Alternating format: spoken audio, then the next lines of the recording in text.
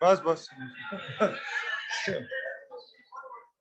कोई बात, बस बस। पास में क्लास चल रही है। अबे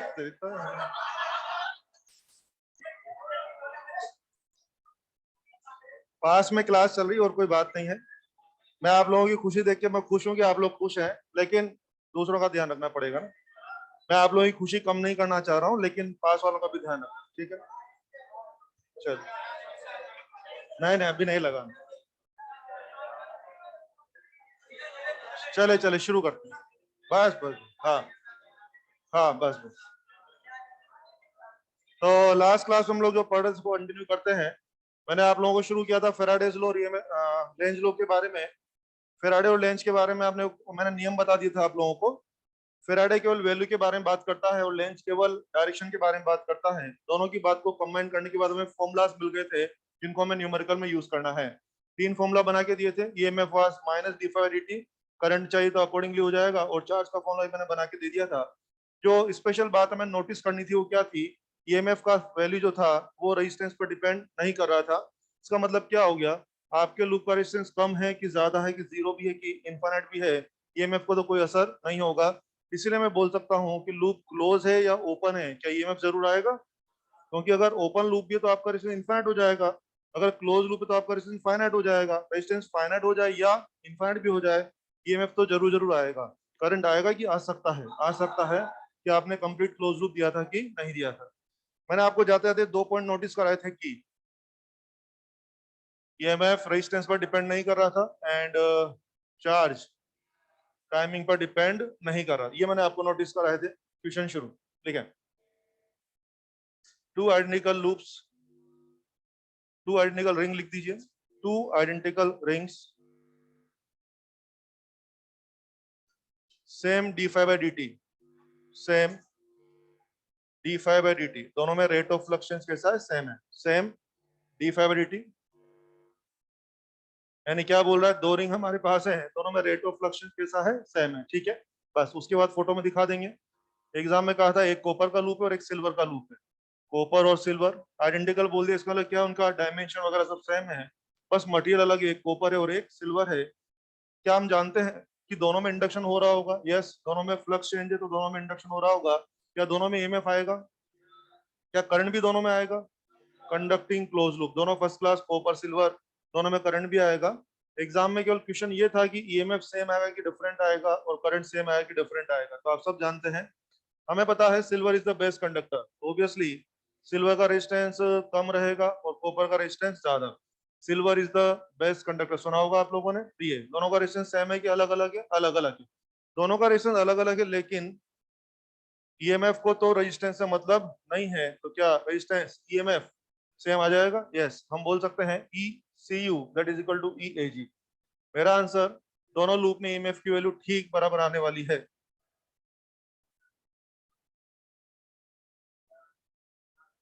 करंट की अगर बात करें, करंट तो प्रोपोर्शनल टू 1 अपॉन रेजिस्टेंस होगा। ऑब्वियसली ज्यादा रेजिस्टेंस कम करंट, कम रेजिस्टेंस ज्यादा करंट। हम बोल सकते हैं I A G is more than I C U. मुझे लगता है दोनों में करंट विल बी, दोनों में EMF will be same same and current will be same same की डिफरेंट डिफरेंट। अगेन वो बात साबित हो जाती है कि इक्वेशन केवल इतनी सी बात पर डिजाइन किया गया है कि बच्चे के दिमाग में होना चाहिए ईएमएफ को आपके रेजिस्टेंस से मतलब नहीं है, करंट को आपके रेजिस्टेंस से जरूर मतलब है। ज्यादा रेजिस्टेंस कम करंट और कम रेजिस्टेंस ज्यादा करंट। अगला क्वेश्चन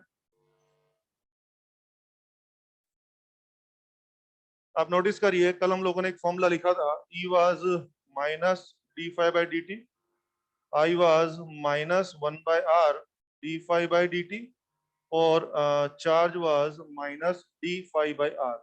आप नोटिस करिए ईएमएफ टाइमिंग पे डिपेंड कर रहा है, करंट भी टाइमिंग पे डिपेंड कर रहा है, रेजिस्टेंस तो टाइमिंग पे, सॉरी, चार्ज तो टाइमिंग पे डिपेंड नहीं कर रहा है। इसका फिजिकल मीनिंग क्या हो गया? फ्लक्स चेंज मान लीजिए फास्ट कराएंगे तो टाइम कम लगेगा, फ्लक्स चेंज फास्ट, टाइम क्या लगेगा? कम लगेगा। टाइम बच्चे कम रहेगा तो ई और आई की वैल्यू क्या बनेगी? ज्यादा बनेगी। फ्लक्स चेंज अगर स्लो कराएंगे तो फ्लक्स चेंज में टाइम ज्यादा लग जाएगा, टाइम ज्यादा लगेगा तो ई और आई की वैल्यू कम हो जाएगी। लेकिन लेकिन टाइम कम हो कि ज्यादा हो, चार्ज डिफरेंट की सेम सेम? Same same. तो मुझे एक मैसेज आपको देना है, आप लिख सकते हैं, अलग सवाल के फॉर्म में लिख लो, fast flux change, high E and I, high E and I, E और आई के लिए ज्यादा बनेगी। Slow flux change, small E and I, E और आई की वैल्यू कम बनेगी, लेकिन समझने वाली बात यही कि दोनों ही केस में इंड्यूस चार्ज फ्लो क्या होगा, सेम होगा।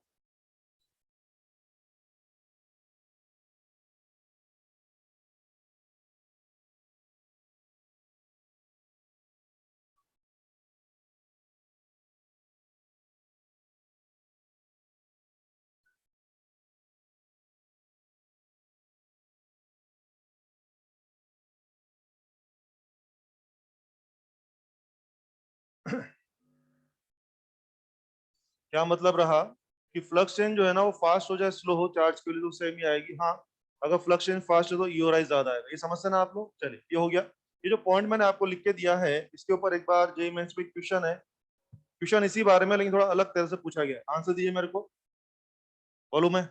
सुने, एक क्वेश्चन है, लिखने की जरूरत नहीं है। ये सीन था कोयल और मैग्नेट, ये सीन था। बोले कि मैग्नेट को वी वेलोसिटी से ला रहे थे पास में, तो ईएमएफ था ई, करंट था आई और चार्ज था क्यू। हो गया। अगर v के बजाय 2v से लाएंगे, v के बजाय 2v से लाएंगे तो 2v से लाएंगे तो गलत इंस्ट्रूमेंट ढूंढना था कि गलत क्या है। पहला ऑप्शन, ईएमएफ बढ़ जाएगा, गलत पूछ रहा है वो, गलत। ईएमएफ बढ़ जाएगा तो सही है, और सही है इसलिए ये गलत है। वो पूछ रहा है कि गलत इंस्ट्रूमेंट क्या है, नालायको। यस, ईएमएफ वही रहेगा कि बढ़ जाएगा। पहला ऑप्शन से बोला ईएमएफ बढ़ जाएगा, क्या ये सही है? ये सही है इसलिए ये गलत है। दूसरा था करंट बढ़ जाएगा, क्या ये सही है? ये सही है इसलिए ये गलत है। तीसरा था चार्ज बढ़ जाएगा, क्या ये गलत है? ये सही है। क्या ये गलत है? ये सही है। फोर्थ वाज चार्ज कांस्टेंट रहेगा, क्या ये सही है? इसलिए गलत हो जाएगा। मेक श्योर जो सही है वो गलत है और जो गलत है वो सही है। आज मैंने आपको सही और गलत का डिफरेंस समझाया है, जीवन भर काम आएगा आप लोगों को। मेक श्योर जो सही है वो गलत है और जो गलत है वो सही है। बात समझ में आ गई सब लोगों को? कुल मिला के आप जानते हैं वी की बजाय 2v से लाएंगे तो चार्ज वही रहेगा ना। तो गलत पूछ रहा था, चार्ज बढ़ जाएगा, वो गलत हो जाएगा। कर लेंगे अगला सवाल। अगला सवाल, सही और गलत का डिफरेंस समझ में आना बहुत जरूरी है, लाइफ लॉन्ग काम आएगा। हर आदमी ये तो रहता है कि ये सही है कि ये गलत है, ये सही है कि ये गलत है, जीवन भर यही दुआ चलता रहता है। बहुत बढ़िया। चल, पास में क्लास चल रही है तुम्हारी, ऐसी चीज है, पास में क्लास चल रही है, ठीक है ना? आप खुश हो सकते हैं, खुश होना भी चाहिए, लेकिन पास में क्लास चल रही है, उनका ध्यान रखना पड़ेगा, ठीक है? चलिए ना भाई, चला जब कुछ होगा ना तुम पहले भागोगे इधर। चलो पहले चल देंगे। अच्छा, मुझे पता है ना। हाँ सुनो भाई, सीन समझते हैं। एक मैग्नेट रखा है, एक कोयल यहाँ पे रखा हुआ है, लेट दूरियां इज एक्स, दूरियां है मान लीजिए एक्स, ठीक है? सोचो अगर मैं इसको V1 से चला रहा हूँ, एक इसको V2 से चला रहा हूँ। मैं अगले सवाल को ले रहा हूँ, अगले सवाल में एक झांकी मैंने बना दी है और एक कॉन्सेप्ट बना करके उस पर सवाल करने वाले हैं। यस, आई थिंक डायग्राम देख के बताइए, फ्लक्स तो हो ही रहा होगा। अगर मैं कहता हूँ कि दोनों सेम तरफ चल रहे हैं V1 V2 से, मुझे बताएंगे इनके बीच की दूरियां चेंज होगी ना? दूरियां चेंज होने के लिए कौन जिम्मेदार है, इंडिविजुअल वेलोसिटी की रिलेटिव वेलोसिटी? बस बिल्कुल सही कह रहे हैं आप। तो आप जानते हैं यहाँ पर इंड्यूस ईएमएफ की मैग्नीट्यूड की अगर मैं बात करूं, वो कितना है, d5/dt। अब देखो मैं इसको ऊपर नीचे जानबूझ करके dx से मल्टीप्लाई कर रहा हूँ। dx/dt क्या हो गया बेटे? Rate of change of separation, that should be relative velocity. Yes, तो फिर मेरे को मिल रहा है दिस इज v रिलेटिव, और ये हो गया आपका d5/dx। तो क्या मैं कह दूं mod e proportional to relative velocity? Simple सी बात है। फास्ट फ्लक्स चेंज या रिलेटिव वेलोसिटी ज्यादा, वही बात आ गई, वही बात आ गई। फास्ट फ्लक्स चेंज तो रिलेटिव वेलोसिटी ज्यादा, तो क्या ईएमएफ ज्यादा? स्लो फ्लक्स चेंज तो रिलेटिव वेलोसिटी कम, तो ईएमएफ कम। और रिलेटिव वेलोसिटी अगर नहीं है तो ऑब्वियसली ईएमएफ भी नहीं रहेगा। कल आपको याद है एक क्वेश्चन अपन ने ऐसा किया था, जाते जाते एक फोटो बनाया था इस तरह का, जिसमें मैं दोनों को v और v से चला रहा था। बोलो क्या relative velocity zero? Relative velocity zero है तो क्या ईएमएफ जीरो बनना ही चाहिए था? कल तो आपने कॉमन सेंस से ये बोल दिया था कि दोनों के बीच का डिस्टेंस वही रहेगा, कोई चेंज नहीं होगा। आज तो मैथमेटिकल देख सकते हैं, रिलेटिव वेलोसिटी इज जीरो, तो ऑब्वियसली ईएमएफ इज जीरो। ये तो मैंने एक कॉन्सेप्ट बनाया है। इस कॉन्सेप्ट को लेकर जो क्वेश्चन है बुक्स में वो ये है कि ये वही सत्यनारायण और ये सब है, ये जा रहा है 2 मीटर पर सेकंड से इस तरफ और ये जा रहा है 6 मीटर पर सेकंड से इस तरफ। कह रहा है इंड्यूस ईएमएफ है 10 मिलीवोल्ट। तो बोल रहा है कि अगर दोनों एक दूसरे की तरफ चलने लग जाए, ये दोनों ही अपनी अपनी स्पीड से एक दूसरे की तरफ चलने लग जाएं, तो बोले अब ईएमएफ कितना होगा। सवाल समझ में आ रहा है? 2 और 6 से सेम तरफ जा रहे थे, ईएमएफ ये था। 2 और 6 से ही एक दूसरे की तरफ चलने लगे तो बोले ईएमएफ कितना होगा। उसी पे सवाल है। खेल समझ में आ गया आप लोगों को? पहले केस का रिलेटिव वेलोसिटी कितना है? 4 मीटर पर सेकेंड। तो उस टाइम पे कितना ईएमएफ बना था? 10 मिलीवोल्ट। दूसरे केस का रिलेटिव वेलोसिटी कितना है? 8 मीटर पर सेकेंड। पूछ रहा है ईएमएफ कितना बनेगा। इसी लॉजिक से रिलेटिव वेलोसिटी डबल हो गई है तो ईएमएफ भी डबल हो जाएगा। तो हम बोल सकते हैं ई dash is simply 2E 20 millivolt.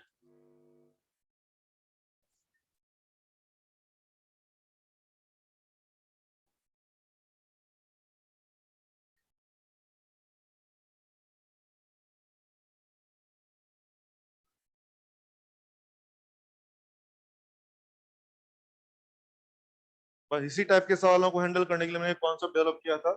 EMF is directly proportional to relative velocity. कम रिलेटिव वेलोसिटी कम ईएमएफ, ज्यादा रिलेटिव वेलोसिटी ज्यादा ईएमएफ, और रिलेटिव वेलोसिटी नहीं है तो फिर ईएमएफ भी नहीं है। ये हो सकता है।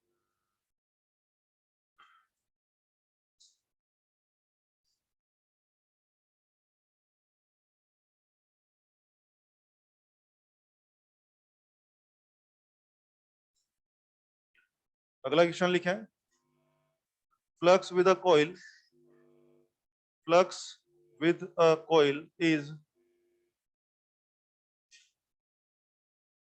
6t square minus 5t plus 1.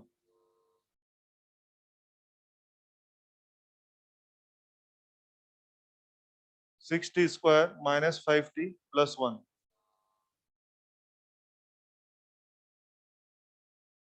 ठीक है। देन मुझे बोल रहा है find induce EMF. Induce EMF लाना है 8। 2 बार काम करना है बच्चों इसमें। t बराबर 1 सेकेंड और दूसरा सवाल है t बराबर 1/4 सेकेंड। एक साथ 2 सवाल लेने का मेरा एक पर्टिकुलर उद्देश्य है, वो मैं आपको बोलता हूँ। चलो पहले तो काम शुरू करें। और मैं आपसे कहूंगा कोई भी न्यूमेरिकल में जब दूंगा तो सवाल की बातों में मत आना। उसने कहा ईएमएफ लाइए तो ऐसा नहीं तुरंत ईएमएफ ढूंढने चले जाए। सवाल को जस्टिफाई करें पहले। हमने तो सब सीखा हुआ है। यस, सवाल देख करके समझ में ही आना चाहिए पहले तो कि ईएमएफ बन भी रहा है कि नहीं बन रहा है। आओ बात करें। कुछ आ रहा है फील आप लोगों को? फ्लक्स कैसा है? कॉन्स्टेंट या टाइम डिपेंडेंट? फ्लक्स टाइम पे डिपेंड कर रहा है तो ऑब्वियसली टाइम, वक्त रुकेगा कि बदलेगा? वक्त बदलेगा। वक्त बदलेगा तो क्या फ्लक्स बदलेगा? और फ्लक्स बदलेगा तो क्या खेला होगा? वक्त बदलेगा और खेल होगा। पता है आप लोगों को? खेल होगा तो ईएमएफ भी आएगा। क्या लगता है ईएमएफ बनना चाहिए? कोई भी सवाल को जब आप पढ़ें तो एक इमेजिनेशन आपके दिमाग में आना चाहिए कि इसमें ईएमएफ बन भी रहा है कि नहीं यार। पता है कभी ईएमएफ नहीं भी बन रहा होगा ना, तब भी हम कह देंगे ईएमएफ लाइए। तो आपको देखना पड़ेगा कि यार ईएमएफ तो बन ही नहीं रहा। अगर मैंने पूछ लिया ईएमएफ लाइए तो आप बोल दीजिए जीरो ईएमएफ रहेगा। क्या इसमें ईएमएफ बन रहा है क्या? बिल्कुल बन रहा है। तो इस तरह का फील आपको आना चाहिए। तो बन रहा है तो बना लिया जाए पहले। कैसे बनाएंगे? आओ। ई वास minus D five D T minus कर लीजिए डिफरेंशियल 12t माइनस 5। ये हो गया ईएमएफ। खुद ईएमएफ जो है वो भी टाइम पर डिपेंड कर रहा है। ऑब्वियसली अलग अलग इंस्टेंट पर ईएमएफ की वैल्यू अलग अलग रहेगी। तो हमें 2 अलग अलग इंस्टेंट दिए हुए हैं। कौन कौन सा? टाइम बराबर 1 सेकेंड, टाइम बराबर 1/4 सेकेंड। कर लेते हैं। ई टाइम बराबर 1 सेकेंड पर बना के देख लीजिए। आपको मिल रहा है -12 - 5 -7 आ रहा है। ठीक है। और दूसरा t बराबर 1/4 सेकेंड भी बना के देख लीजिए। -3 - 5 बराबर आ रहा है प्लस का 2 वोल्ट। अब मुझे इस सवाल के बारे में कुछ बात करनी है आपसे। आपने देखा मैंने एक साथ एक सवाल में 2 सवाल लिए हैं और जानबूझ के लिए हैं। कुछ विशेष बात मुझे करनी है।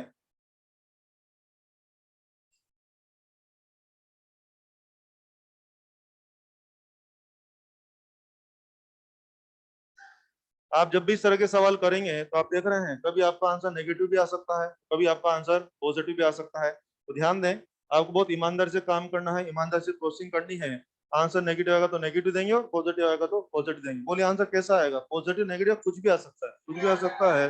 इसीलिए मैंने जानबूझ के एक ही सवाल में दोनों आंसर लाके दिखाए हैं। तो अब मैं इसमें भी दो ऑप्शन सेट दूंगा आप लोगों को। मान लीजिए अपने एग्जाम में या बुक में मान लीजिए ये वाला सवाल है, पहला सवाल है, इसमें ऑप्शन के दो सेट आपको देता हूं।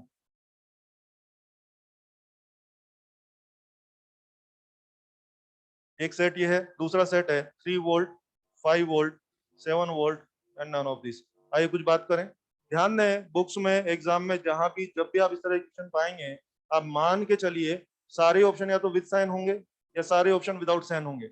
मैंने आज तक ऐसा कोई सवाल नहीं देखा है जिसमें एक दो ऑप्शन तो विद साइन हो और एक दो ऑप्शन प्लेन हो, ऐसा मैंने आज तक तो नहीं देखा है। सारे ऑप्शन या तो विद साइन होंगे या सारे ऑप्शन विदाउट साइन होंगे। अगर आपके सवाल में सारे ऑप्शन विद साइन हैं तो आपके पास मैसेज आया है कि आपको ईमानदारी से काम करना है, प्लस या माइनस जो भी आ रहा है उसको करिए। और अगर सारे ऑप्शन विदाउट साइन है तो आपके पास मैसेज आया कि आप सिर्फ मैग्नीट्यूड की बात करिए। और मैग्नीट्यूड की बात करिए तो आप जानते हैं +7 का मैग्नीट्यूड भी 7 होगा और -7 का मैग्नीट्यूड भी 7 होगा। अगर ये वाला ऑप्शन का सेट है तो बोलिए आंसर क्या जाएगा? -7 जाएगा, और ये है तो 7 जाएगा। इसके बारे में थोड़ा सा और बोलना चाहूंगा मैं। देखो यार, अगर मेरा आंसर +7 आता ना, +7 को 7 लिखने में किसी को दर्द नहीं होता है। +7 को 7 लिखने में किसी को दर्द नहीं होता है, लेकिन जब -7 को 7 लिखना पड़े तो दर्द चालू होता है।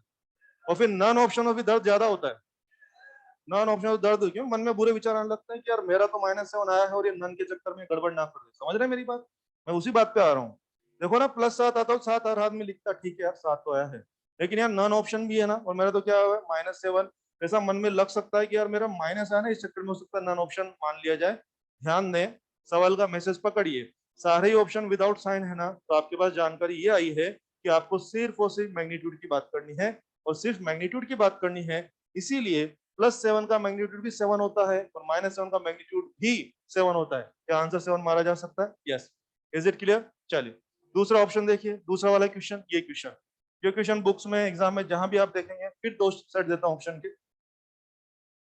ऑप्शन के दो सेट, +2, -2, +3 एंड -3 वोल्ट, और 2 वोल्ट, 3 वोल्ट, 5 वोल्ट और 7 वोल्ट। हाँ जी, सारे ऑप्शन विद साइन या सारे option without sign? With sign. मेरा आंसर कितना था? +2। ये हो जाएगा। विदाउट साइन है तो +2 का आंसर भी 2 होगा और -2 का आंसर भी 2 होगा, क्योंकि विदाउट साइन का मैसेज क्या है कि आप साइन वाइन छोड़िए, आप सिर्फ इस पे कॉन्सेंट्रेट करिए, मोड खेलें। क्या बोलते हैं? मोड मोड खेलना है। अगर अगला मोड मोड खेलना चाहे तो हम पीछे रहेंगे कि हम भी खेलेंगे? मोड मोड खेलेंगे हम लोग, पीछे नहीं रहने वाले, मोड मोड खेलना है। अगला सवाल, इसको जो ठीक लगता है लिखना है।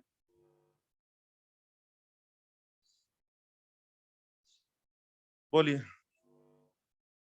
कहाँ हो? हाँ, प्लस और माइनस जो आ रहे हैं, बेसिकली आपको याद है अपने फॉर्मूला में माइनस क्या था? रेंज लो को सिंबॉलिक करने का तरीका था। अगर आपका आंसर +7 आया, अभी मान लो ईएमएफ का आंसर आया +7, ठीक, तेरे को क्या बता रहा है कि जिस इंस्टेंट पे तूने ईएमएफ निकाला है ना, उस इंस्टेंट पे फ्लक्स बढ़ रहा था, सॉरी सॉरी, उस इंस्टेंट पे फ्लक्स कम हो रहा था। मान ले तेरा आंसर आया -7, तो -7 आंसर आया, ये क्या बोला है कि जिस इंस्टेंट ऑफ टाइम पे तूने ये ईएमएफ निकाला है, उस इंस्टेंट पे तेरा फ्लक्स बढ़ रहा था। फ्लक्स बढ़ रहा था तो d5 dt was positive, minus लगा क्या आंसर है? नेगेटिव। ठीक है, अगर तेरा आंसर आया है +7, जिस इंस्टेंट पे तेरा आंसर +7 आया है, उस इंस्टेंट पर तेरा फ्लक्स कम हो रहा था, तो d5 dt वाज नेगेटिव, उसके आगे माइनस लगा तो आंसर कितना आ गया? पॉजिटिव। प्लस एंड माइनस ये आपको डायरेक्शन नहीं बता रहे हैं कि क्लॉकवाइज है कि एंटी क्लॉकवाइज है, ये सिर्फ आपको बता रहे हैं कि जिस मोमेंट पे आप फ्लक्स ये ईएमएफ निकाल रहे हैं, उस मोमेंट पे फ्लक्स बढ़ रहा था कि कम हो रहा था। ये आपको क्लॉकवाइज एंटी क्लॉकवाइज की जानकारी नहीं दे रहे हैं। बोलिए।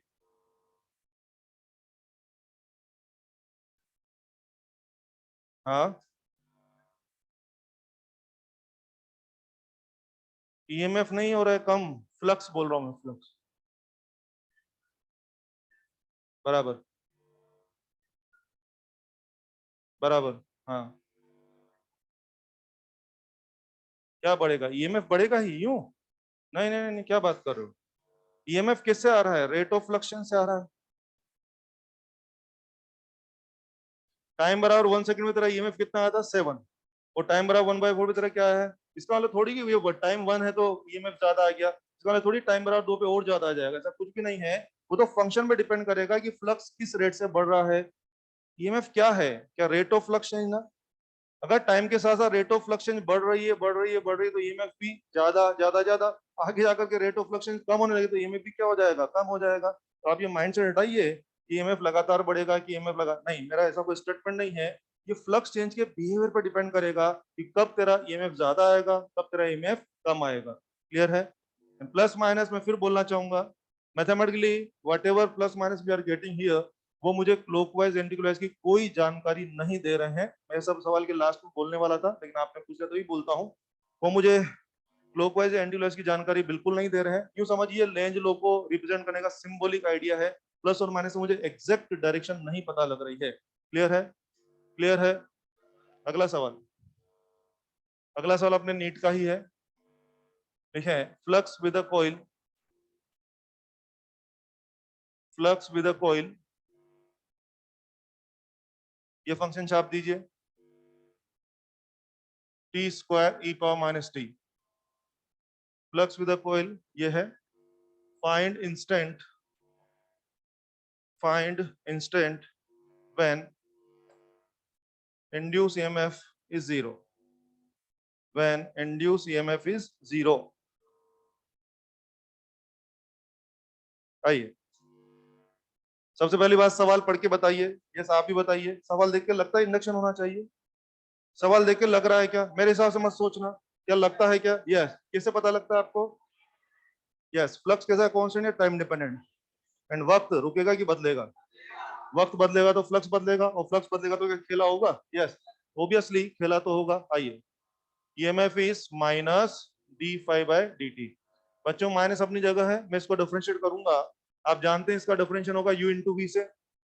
यू को बिठाओ, वी का डिफरेंशिएशन, प्लस वी को बिठाओ, और है ना, पता है ना आप लोगों को। चलो आओ, मैं टी स्क्वायर को बिठा दिया है, और उसको ये हो जाएगा, टी स्क्वायर का 2t हो जाएगा, ये हो जाएगा। जितना एडजस्टमेंट कर सकते हैं कर लीजिए, कुछ कॉमन शॉमन, T E power minus T plus 2। मेरे ख्याल से ये इसका डिफरेंशिएशन हमने कर दिया। यू इंटू वी पैटर्न से इसका आप डिफरेंशिएशन कर सकते हैं। हाँ, मैंने डिफरेंशिएशन कर दिया है। आई थिंक पिछले सवाल का जस्ट अपोजिट प्रोफाइल ये है। वहां पर मैं टाइम देकर के ईएमएफ की वैल्यू पूछ रहा था, शायद यहाँ ईएमएफ की डिमांड मैंने पहले रख दी है कि ईएमएफ कितना चाहिए। क्या मुझे वो पल ढूंढ के बता सकते हैं? क्या हमें उस पल की तलाश है जब ईएमएफ जीरो होगा? यस। ईएमएफ कितना चाहिए? जीरो। तो हमें उस पल की तलाश है जब ईएमएफ जीरो होगा। क्या ढूंढ लें वो पल? यू नो, पल, सुकून के पल, इसकी सबको तलाश है, मिल नहीं रहे लेकिन। हाँ, वेरी गुड। चलिए, हमें टाइम ढूंढना है जिसमें आंसर जीरो आ जाए। मैथमेटिकली इसके तीन आंसर पॉसिबल हैं। मैथमेटिकली तीन आंसर पॉसिबल है। क्यों? सुनिए, अगर मैं लिखता हूँ x into y into z बराबर जीरो, तो आई थिंक तीन पॉसिबिलिटी है, या तो x जीरो होगा, या तो y जीरो, या तो z जीरो। इधर आ जाइए, यहाँ पर तीन चीजों का प्रोडक्ट जीरो हुआ है। कौन सी तीन चीजें? एक, दो और तीन चीजों का प्रोडक्ट जीरो है, तो फिर कोई भी एक चीज जीरो हो सकती है। तो गणित के हिसाब से तीन आंसर पॉसिबल है। आइए, या तो पहला टर्म जीरो होगा, या तो दूसरा टर्म जीरो होगा, या तो तीसरा टर्म जीरो होगा। बोलो, समझते हो आप लोग? यस। तो अगर पहला टर्म जीरो है तो सॉल्यूशन आ रहा है टी बराबर जीरो। अगर ये चीज जीरो है तो टाइम का आंसर है, बोले, इनफाइनाइट। Very good. आपको याद है जब मैं वो एक्सपोनेंशियल पढ़ाता था आप लोगों को, ई की पावर इनफाइनाइट वाज इनफाइनाइट, और ई की power minus infinite was zero. याद है आप लोगों को? तो बच्चे कहने टाइम के लिए इनफाइनाइट डालूंगा, तो बोलो ई पावर माइनस इनफाइनाइट का जीरो बन जाएगा। यस। तो टाइम शुड बी इनफाइनाइट, और यहां से क्या आ रहा है? टी बराबर 2 सेकंड। मैंने आपके सामने सोल्व किया है। यहाँ से टाइम के तीन आंसर आ रहे हैं, जीरो, इनफाइनाइट और 2 सेकंड। गणित के हिसाब से तीन आंसर है। फिजिक्स में हम कोई भी आंसर देने के पहले उसकी फिजिबिलिटी चेक करते हैं। तो most feasible answer is time बराबर 2 सेकंड। ये अपने नीट का क्वेश्चन है।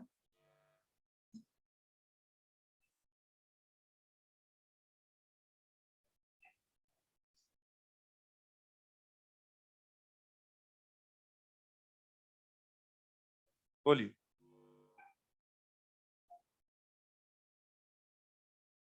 टी बराबर क्यों कंसिडर किए? टाइम बराबर जीरो पर तो आई थिंक खेल शुरू होगा। टाइम का इनिशियल हम कहाँ से मांगते हैं? जीरो पे मानते हैं ना, क्योंकि टाइम तो नेगेटिव हम लेते नहीं है। तो टाइम बराबर जीरो तो क्या हो गया? इनिशियल वाला आंसर हो गया, वो मुझे एक्सेप्ट नहीं है। वो टाइम बराबर इनफाइनाइट का मतलब क्या होगा कि तेरे को ईएमएफ कभी भी नहीं मिलेगा। टाइम बराबर इनफाइनाइट का मतलब क्या हो गया? ईएमएफ तेरा जीरो आएगा कि कभी भी नहीं आएगा? कभी भी नहीं आएगा। अरे, आ रहा है ना तेरा तो टाइम बराबर 2 पे। तो एक तो कह रहा है कि तेरा ईएमएफ जीरो आएगा शुरुआत में, जब कार्यक्रम जस्ट चालू हुआ है तब तेरा ईएमएफ जीरो आएगा। एक कह रहा है तेरा ईएमएफ जीरो कभी भी नहीं आएगा, और एक कह रहा है तेरा ईएमएफ 2 सेकंड पर जीरो आएगा। तो बता, सबसे बढ़िया प्रैक्टिकल आंसर कौन सा हो गया? टाइम बराबर 2 सेकंड। नहीं नहीं नहीं, एग्जाम में ऑप्शन में सब ये से अंदर 2 सेकंड, 1.5 सेकंड, 3 सेकंड ही थे, तो अपन ने 2 सेकंड दे दिया। मैं फिर बोल देता हूँ, गणित के हिसाब से इसके 3 सॉल्यूशन पॉसिबल है, मैथमेटिकली मैथमेटिकली 3 आंसर है, लेकिन फिजिक्स के हिसाब से फिजिबल आंसर क्या हो रहा है, 1 सेकंड, 2 सेकंड हो रहा है।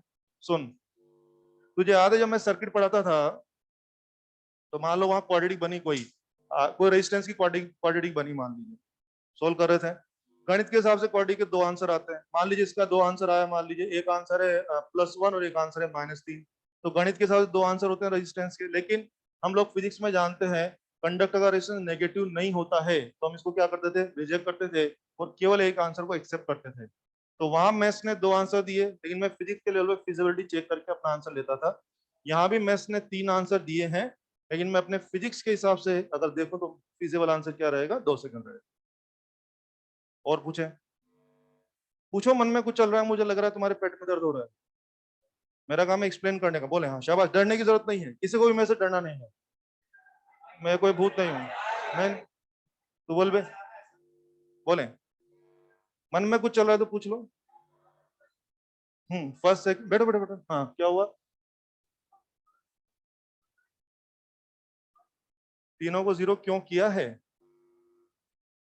x into y into z बराबर 0 है, तो इसका आंसर क्या होगा?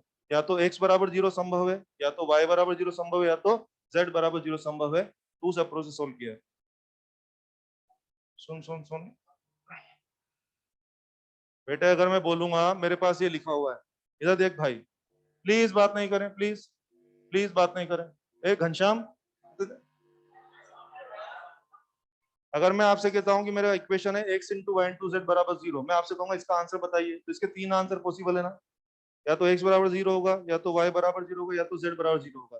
यहाँ पर भी 3 चीजों का प्रोडक्ट 0 आ रहा है, इसका, इसका और इसका, तो मैंने एक एक को पकड़ के 0 किया है, मैंने एक एक से आंसर निकाला है। गणित ने 3 आंसर दिए हैं, फिर मैं अपने फिजिक्स के लेवल पे समझ रहा हूँ, गणित बोलता है तेरा इनफाइनाइट पे तेरा ईएमएफ 0 हो जाएगा, तो इनफाइनाइट तो कभी आएगा कि नहीं आएगा, तो फिर मैंने बोला इसको रिजेक्ट करो। गणित बोल रहा है कि इनिशियली जब तेने टाइम की शुरुआत हो रही तभी तेरा ईएमएफ 0 हो जाएगा, मुझे वो भी एक्सेप्ट नहीं है, क्योंकि टाइम बराबर 0 का ना प्रोसेस शुरू हुआ है, और टाइम बराबर 2 सेकंड, क्या ये प्रैक्टिकल, क्या फिजिबल आंसर है? और सोच लो, कुछ मन में आए तो पूछ सकते हैं, पढ़ू मैं अभी, और कुछ मन में चला तो पूछ सकते हैं, ठीक है? चलो भाई, अगला सवाल देखें कि कोयल, कोयल, जो लोग नाखून खा रहे हो भी लिखे हैं, छुट्टी में नाखून खा लेना, अभी लिखो, शाबाश। वो एक्चुअली लिख ही नहीं पा रहा है, वो नाखून खा रहा है, अभी लिख लो ना, बाद में छुट्टी में नाखून खा लेना, मैं नाखून की पूरी उंगलियां काट के खा लेना सारा, देखो भाई।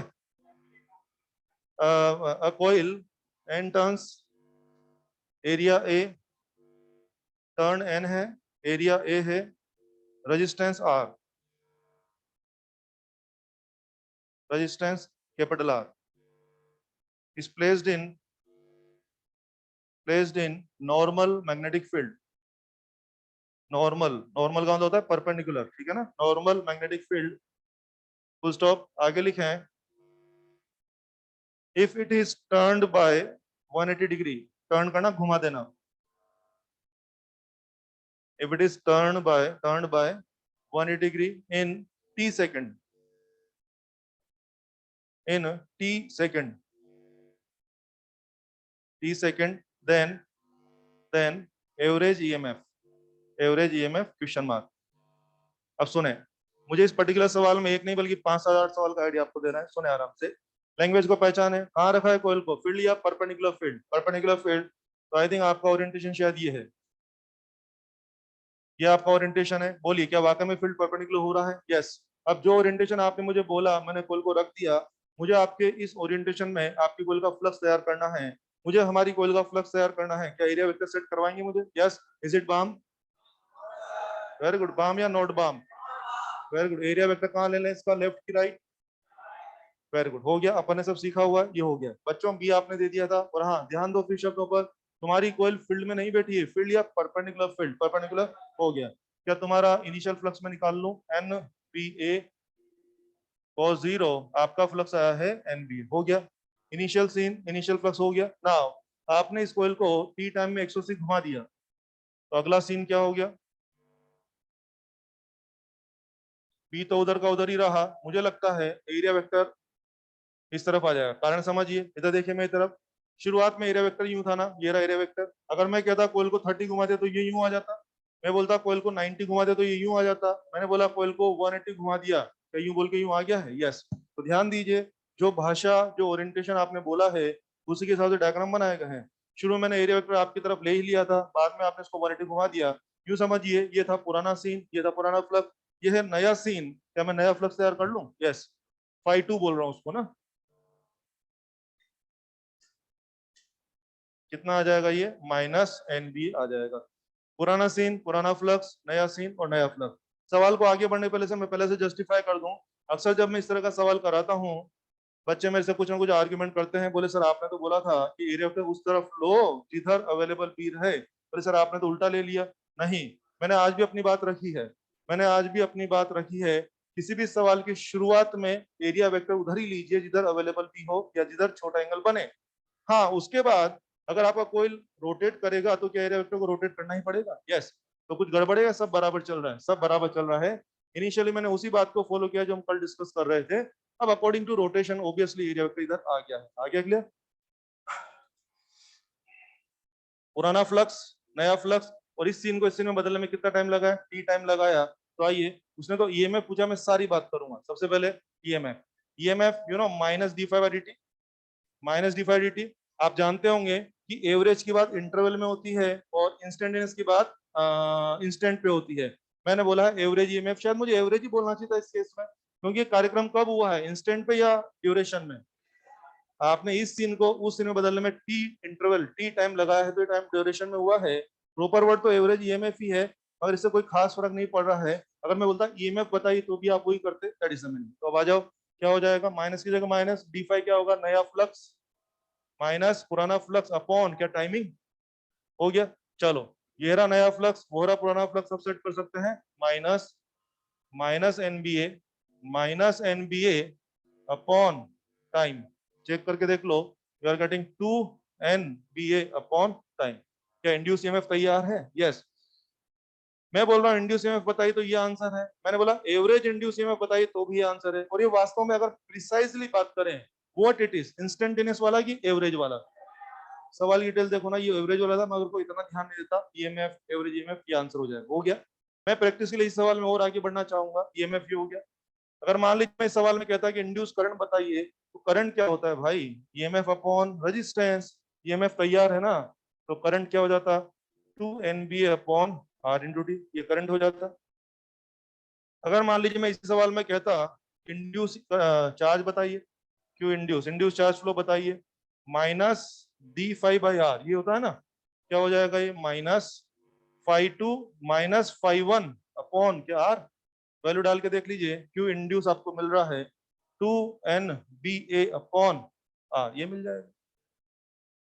आप लोगों से इस तरह के सवाल में कोई एक बात पूछी जाएगी, या तो ईएमएफ, या तो करंट, या तो चार्ज। मैंने प्रैक्टिस के लिए तीनों यहाँ लिखवाया है।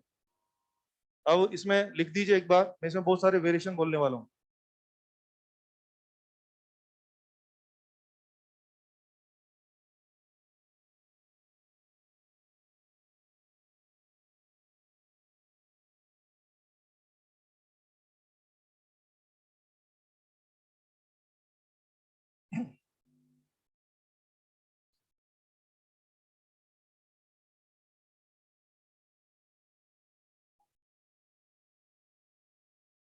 वैसे मैं चाहता तो इंड्यूस का जो चार्ज है वो यहाँ से बना सकता था। चार्ज क्या होने वाला है? क्या करंट इंटू टाइम? करंट में टाइम यहाँ क्लब कर देते तो क्या बचता? 2 NB अपॉन आर बचता, तो वहां से भी मैं चार्ज बना सकता था।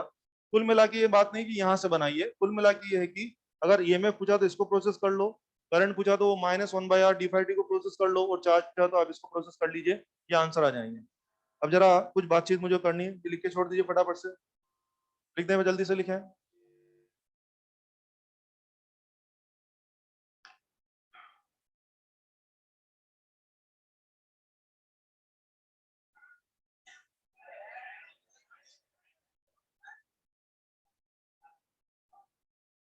सुने अब, जो भी मैंने प्रोफाइल आपको बताया है, इस प्रोफाइल के अपनी किताबों में बहुत सारे क्वेश्चन है, वेरियस वेराइटीज बोलता हूँ, नोटिस करेंगे, मैं डायग्राम को खराब कर रहा हूँ चीजों को, सुनिए आराम से। हमसे कहा जा रहा है, इस सवाल में क्या हुआ, हमसे कहा गया एक कोयल नॉर्मल फील्ड में बैठा है, नॉर्मल फील्ड में रखा और आपने उसका इनिशियल फ्लक्स निकाल लिया। उसके बाद मैंने आपसे कहा कि कोयल को 180 घुमा दिया, नया सीन बना के नया फ्लक्स निकाल लिया, जो भी पूछेंगे बता सकते हैं। और सुनिए, कोई कोई सवाल ऐसा होगा जिसमें कहा जाएगा कोयल जो है नॉर्मल फील्ड में बैठा हुआ है, इनिशियल फ्लक्स तो आ जाएगा। अगला लैंग्वेज होगा टी टाइम में उसको 90 घुमा दिया, टी टाइम में उसको क्या नया फ्लक्स जीरो आ जाएगा, पुराना फ्लक्स जो भी है वो आ गया है, नया फ्लक्स जीरो आ जाएगा, क्या कुछ भी बनाया जा सकता है? यस। कभी कभी सवाल ऐसे होंगे, कोयल को नॉर्मल फील्ड में रखा हुआ है, बोलिए क्या पुराना फ्लक्स आ जाएगा? यस। फिर बोलेगा टी टाइम में coil is removed from field, T time में coil is removed from field, अबे फील्ड से हटा दो तो फ्लक्स जीरो हो जाएगा, तो नया फ्लक्स कितना हो जाएगा? जीरो। तो हमेशा जो भी कहानी हम आपको सुनाएंगे, इनिशियली ऐसे बैठे हैं तो उसके हिसाब से फ्लक्स निकाल लेना, फिर उस कहानी में जो भी हम चेंज करेंगे, 180 घुमा दिया, 90 घुमा दिया, फील्ड से रिमूव कर दिया, तो नई कहानी सुनकर नया ओरिएंटेशन बना लेना, और नया सीन में जो भी फ्लक्स आता हो, मुझे कोई इंटरेस्ट नहीं कि जीरो आएगा कि नॉन जीरो, नया सीन में जो भी फ्लक्स बनता हो वो बना लेना, बना सकते हैं ना? तो पुराना फ्लक्स है, नया फ्लक्स है और टाइमिंग है, क्या कोई भी चीज कैलकुलेट कर सकते हैं? यस। इस तरह के बहुत सारे सवाल रहेंगे, और सुने। अभी आप देख रहे हैं मैं सब सिंबल सिंबल डाल रहा हूँ ना, एन पी ए इस तरह बोल रहा हूँ। कई किताबों में हम चाहेंगे तो इनको न्यूमेरिकल में कन्वर्ट करना होगा तो नंबर्स दे देंगे, नंबर ऑफ टर्न बोल देंगे, एरिया बोल देंगे, रेजिस्टेंस बोल देंगे। तो पहले तो आप इस तरह कॉन्सेप्ट बना करके फॉर्मूला टाइप तैयार कर लेना, उसके बाद वैल्यू डाल के आंसर ला सकते हैं, ये भी आप कर लेंगे। जैसे कि सुने, और आंसर आना चाहिए। जेई मैं इनके 3-4 सवाल बोलता हूँ, इन्हीं के बारे में आराम से सुनते जाए, इन्हीं में से आंसर देना है। A coil is placed in normal magnetic field, ये हो गया। 0.2 सेकंड में, 0.2 सेकंड में कोयल को 180 घुमा दिया, क्या नया फ्लक्स ही हो जाएगा? ओके। हमसे एग्जाम में पूछा गया इंड्यूस ईएमएफ कितना होगा, इंड्यूस ईएमएफ कितना होगा, ये हो गया। और टाइम की वैल्यू थी 0.2, ये कट गया, आंसर था 10 एनबीए। एग्जाम में आंसर था 10 एनबीए। क्या समझ में आ रहा है क्या? हम चाहते तो सारी वैल्यू दे देते, एन भी देते, बी भी देते, ए भी देते, टाइम भी देते, तो बच्चे क्या करते, सारी वैल्यू डाल के आंसर ला पाते। हमने क्या किया है, सब नहीं दिया, केवल टाइम दिया कि 0.2 सेकंड में सीन चेंज किया है, तो आप टाइम डाल दीजिए, तो मेरा आंसर एग्जाम में था 10 एनबीए। कर सकते हैं? और सुनिए अगला सवाल, सुनिए जेई मेंस का, इन्हीं के बारे में। एक कोयल को नॉर्मल मैग्नेटिक फील्ड में रखा हुआ है, बोलिए क्या पुराना फ्लक्स ही हो जाएगा? टी टाइम में कोयल को 90 डिग्री घुमा दिया, टी टाइम में कोयल को 90 डिग्री घुमा दिया, क्या नया फ्लक्स जीरो हो जाएगा? नया फ्लक्स जीरो हो जाएगा। Induce charge in coil was 40 microcoulomb, induce charge in coil was 40 microcoulomb, और सब दे दिया था घेरे इतने इतने, बी पूछा था। पहली बात किसका सवाल है, चार्ज का। यस। तो बच्चा क्या करेगा, चार्ज का फंक्शन ये रहा, क्या 5 to 0 हो जाएगा? ये सब कर कर आके क्या ये बनेगा, क्या Q बराबर 2NB या NBA, क्या 2 वाला फिगर गायब हो जाएगा? यस। तो जैसे बच्चे के हाथ में ये एक्सप्रेशन आएगा, एग्जाम में था इंड्यूस चार्ज हुआ 40 माइक्रोकुलाम, तो यहाँ 40 माइक्रोकुलाम डाल देंगे, एन डाल देंगे, ए डाल देंगे, रेजिस्टेंस डाल देंगे, क्या बी लाया जा सकता है? इस तरह क्वेश्चन है। तो ये सब जेई मेंस में आए हुए वेरियस टाइप के क्वेश्चन है। आई होप सब इसी पैटर्न के बारे में है, सब इसी पैटर्न के बारे में है, तो ये सब आपको बनने चाहिए, बन जाएंगे। और सुने, एक और चालाकी बोलता हूँ। जेई मेन में एक क्वेश्चन में करंट निकालने का सवाल था, करंट निकालना था उसमें एग्जैक्टली। क्या आप जानते हैं करंट निकालने के लिए अपने को रेजिस्टेंस चाहिए होता है? यस। उसने सारा कहानी सुनाया, लेकिन साथ में ये भी बोला था कि लूप का रेजिस्टेंस तो आर है, और लूप में एक गैल्वेनोमीटर लगा रखा है जिसका रेजिस्टेंस 4R है, और सारी कहानी वानी सुना के बोला करंट लाइए। मुझे बताइए करंट लाने के नाम पे, रेजिस्टेंस के नाम पे क्या इस्तेमाल होगा, आर या 5R? ये मुझे सिखाना है, समझ में आता है ना? उसने भाषा में क्या बोला था, लूप का रेजिस्टेंस आर है, और लूप में एक गैल्वेनोमीटर लगा रखा है जिसका रेजिस्टेंस 4R है। तो यार जिस सर्किट में करंट दौड़ेगा उस कंप्लीट पाथ का रेजिस्टेंस कितना है, आर या 5R? तो ऑब्वियसली मुझे वहां पर करंट बनाने में रेजिस्टेंस कितना लेना चाहिए, 5R लेना चाहिए। कर लेंगे। इस तरह के वेरियस क्वेश्चन बनते हैं। चलिए अगला क्वेश्चन, अगला क्वेश्चन भी मैं जेई मेन का ले रहा हूँ। बहुत ही अच्छे अच्छे क्वेश्चन आए हुए हैं, सुंदर सुंदर क्वेश्चन है। लिखें, find magnitude of induce current in loop, magnitude of induced current in loop if करके आ जाओ मैदान में। ये फोटो बनाए,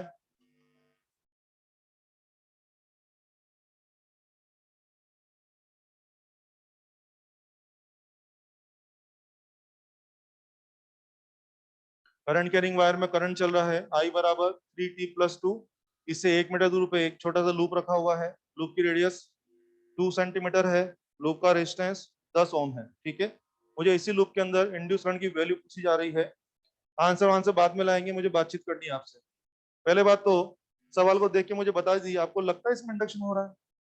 कुछ आते हैं, विचार आते हैं आप लोगों को? बोलिए, मुझे बताइए इस लूप को फ्लक्स है कि नहीं है? फ्लक्स क्या इनवर्ट फ्लक्स है ना?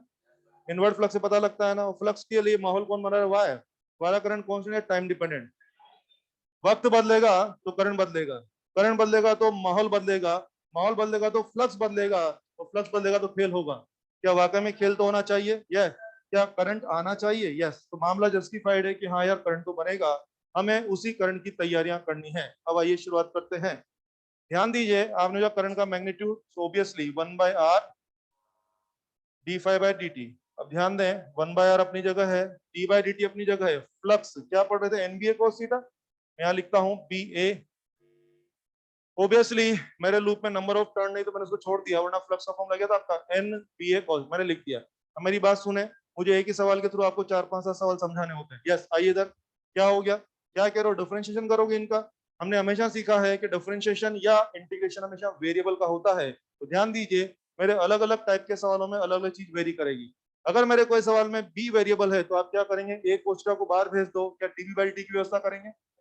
मेरे कोई सवाल में हो सकता है एरिया वेरी कर रहा हो तो फिर आप किसकी व्यवस्था करेंगे? डी/टी की व्यवस्था करेंगे। मेरे कोई सवाल में हो सकता है एंगल वेरी कर रहा हो तो आप d∅dt की व्यवस्था करेंगे। मतलब सवाल की भाषा पढ़ के, सवाल का डिजाइन देख करके आपको समझ में आ जाएगा कि इसमें एग्जैक्टली वेरिएबल कौन है। जो वेरिएबल हो अकॉर्डिंगली इसको प्रोसेस करके आपको मैनेज करना चाहिए। इवन मैं तो कहूंगा कभी कभी मेरे यहाँ बी वेरिएबल होगा, कभी कभी मेरे यहाँ बी का वेरिएशन पता है किस वजह से हो रहा होगा? करंट के वेरिएशन से हो रहा होगा। तो मैं किसकी व्यवस्था करूंगा? dv/dt की या di/dt की? हाँ हाँ हाँ, dv/dt की या di/dt की? di/dt की। कभी कभी मेरे सवाल में एरिया वेरी हो रहा होगा तो मैं di/dt की व्यवस्था करूंगा। कभी कभी मेरे सवाल में रेडियस वेरी हो रहा होगा, लूप का रेडियस वेरी होगा तो मैं किसकी व्यवस्था करूंगा? d/dt या dr/dt की? तो ये सब आपको अपने आप सवाल देख के पता लग जाएगा। मेरे कहने का मतलब है जो वेरियस न्यूमेरिकल आप हैंडल करेंगे, किसी में बी वेरी करेगा, किसी में एरिया वेरी करेगा, किसी में करंट वेरी करेगा, किसी में रेडियस वेरी करेगा, आपको अकॉर्डिंगली सेट करना है। फिलहाल मैं इसको एडजस्ट करने जा रहा हूँ। 1/r d/dt। देखो ना, बी को मैं क्या लिख रहा हूँ? μ0I/2π distance. डी लिख रहा हूँ क्योंकि आर तो वहां रेडियस हो जाएगा। ठीक है, आगे बढ़ो। एरिया के नाम पे क्या? πr² cos theta. बोलिए, अबे थीटा बोलो बे। क्या पूरा एक लेक्चर साला फ्लक्स पे दे दिया बे, तुम्हारी ऐसे की तैसे। मतलब अब तो सवाल छपे उसके पहले थीटा बोल देना तुम्हें। पूरा एक लेक्चर दिया मैंने। 15 मिनट में लोग फ्लक्स पढ़ाते हैं, मैं पूरा एक लेक्चर दिया फ्लक्स पे। कितना एंगल है? हाँ,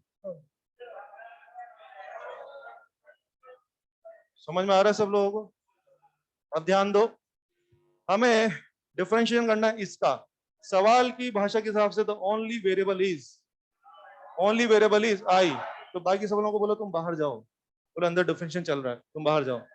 भेजो सबको बाहर। पाई पाई उड़ा दें पहले, पाई पाई उड़ा दो और फालतू लोगों को सबको बाहर भेजो।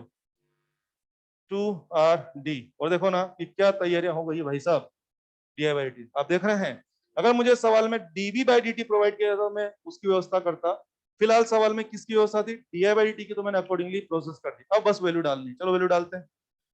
μ0 4π10⁻⁷। रेडियस 2 सेंटीमीटर है भाई साहब, उसका स्क्वायर। नीचे आ जाओ। 2 रेजिस्टेंस 10। दूरियां बोलो, दूरियां दूरियां दूरियां कितनी है? दूरियां बोलो, मैं वहां तक आ जाऊंगा, जल्दी बोलो। मैं वहां तक आ जाऊंगा, शर्ट पकड़ लूंगा आपकी। जल्दी बोलो, दूरियां कितनी है? 1। हाँ जी, di/dt क्या? 3। di/dt कितना होगा? 3। आई का फंक्शन ये ना बेटे, तो इसका डिफरेंशिएशन करेंगे तो क्या आएगा? 3। हो गया। एग्जाम में आंसर पाई के फॉर्म में था तो पाई को तो पाई रखो, बाकी समेटो। पेन चलाओ बे, पेन चलाओ बे।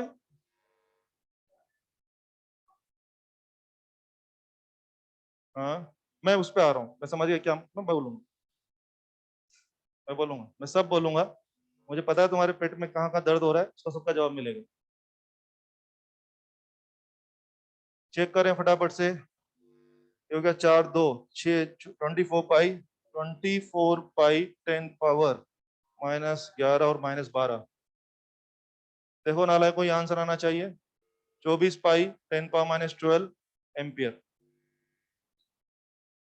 एक बार आंसर ले लो, मैं बोलता हूँ इसके बारे में। और इस सवाल में मैं एक चालाकी कर चुका हूं, वो मुझे नोटिस करानी है आपको। इस सवाल में एक खास बात हो गई है जिसपे कुछ बच्चों की नजर नहीं गई है, मैं उस बात के बारे में बोलना चाहूंगा।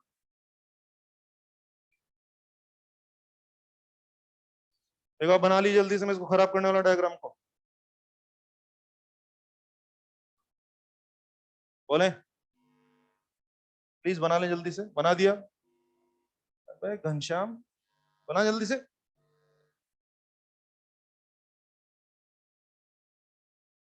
आ जाओ बे। बच्चों अभी अपना आंसर कितना आ गया है? मैंने बोला आंसर लाइए, आपने आंसर बता दिया। इंडक्शन क्योंकि सब हो गया। एक गड़बड़ चल रही है, वायर की वजह से जो फील्ड बनता है वो कैसा होता है? यूनिफॉर्म की नॉन यूनिफॉर्म। नॉन यूनिफॉर्म बनता है, तो अगर मुझे इसका फ्लक्स निकालना था तो मैंने सीधा बी ए कोस थीटा में बी की फिक्स वैल्यू डाल दी। मैंने बी की फिक्स वैल्यू डाल दी, जबकि आपने मुझे क्या कहा था? वायर के मामले में फील्ड क्या था? कांस्टेंट की वेरिएबल। तो टेक्निकली तो ये गलत हो सकता था, लेकिन क्वेश्चन की जो डायमेंशन है उससे ये मामला एकदम जस्टिफाइड है। क्यों जस्टिफाइड है? आइए, मैं इसको खराब कर रहा हूँ। कितनी दूर पे काम कर रहे हो? क्या 100 सेंटीमीटर? 100 सेंटीमीटर पे आपका लूप रखा है, और लूप कैसा है? बड़ा कि चिन्ना सा? 2 सेंटीमीटर। बोलो बोलो, तार की वजह से 100 सेंटीमीटर से लेके 102 सेंटीमीटर तक क्या मैग्नेटिक फील्ड को कांस्टेंट माना जा सकता है? 100 और 102 के बीच में क्या मैग्नेटिक फील्ड को कांस्टेंट माना जा सकता है? यस। तो बच्चे ये 100 था और वो केवल 1 2 था, इसलिए ये जस्टिफाइड है। मेरे पास इशारा आ चुका है कहीं ना कहीं से कि तेरा लूप इतना छोटा है, किस लूप की जगह जगह में तू क्या मान सकता है? फील्ड को कांस्टेंट मान सकता है। और जैसा कि मैंने मान लिया, जैसा कि मैंने मान लिया, सुन रहे हैं? और मैंने अभी आंसर ला दिया, आंसर भी सही है। ये क्वेश्चन का प्रोसीजर ही गलत हो जाता अगर अगर ये लीजिए सारा सवाल वो लिखता हूं। अगर मैं आज बोल देता हूं कि ये दूरी 10 सेंटीमीटर है, अगर मैं बोल देता हूं ये दूरी 10 सेंटीमीटर है, तो बोलिए अब मुझे 2 सेंटीमीटर वाले गैप में फील्ड को यूनिफॉर्म लेने का अधिकार। अगर मैं ऐसा सवाल करके आंसर ले भी आऊंगा तो वो टेक्निकली गलत माना जाएगा। कारण समझिए, कारण समझिए। वायर से 10 से 12 के बीच में फील्ड वेरिएबल रहेगा, लेकिन वायर से 100 और 102 के बीच में फील्ड वेरिएबल रहेगा, कांस्टेंट माना जा सकता है। That is the way. क्या मेरी बात समझ में आ गई है? ये बात सही है कि फील्ड मैंने कांस्टेंट लेके काम कर दिया। अगर फील्ड वेरिएबल है वास्तव में, तो फ्लक्स निकालने का अधिकार ऐसा नहीं था। तुम्हें याद है कल एक सवाल किया था आप लोगों ने?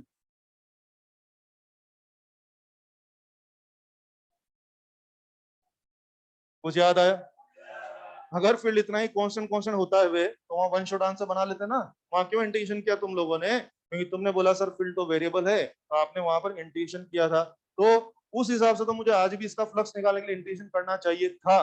लेकिन मैंने 1 मीटर देखा, मैंने 2 सेंटीमीटर देखा, तो मुझे इशारा आ चुका है कि भाई ये चाहता है कि उस फील्ड को तू लगभग क्या मान ले, कांस्टेंट मैंने बना दिया।